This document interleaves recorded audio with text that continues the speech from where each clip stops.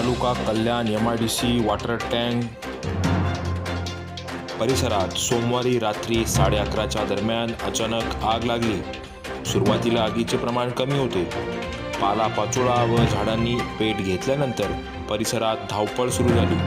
अग्निशामक दलाने वेळेवर उपस्थित राहून आगीवर नियंत्रण मिळवले। म्हारळ गावातील समाजसेवक महेश देशमुख त्यासोबत इतर सामाजिक कार्यकर्ते घटनास्थळी उपस्थित राहिले। MIDC वॉटर टँक परिसरात काही युवक गांजाचे सेवन करतात आणि त्यांनीच ही आग लावली असेल असे स्थानिक नागरिकांचे मत आहे।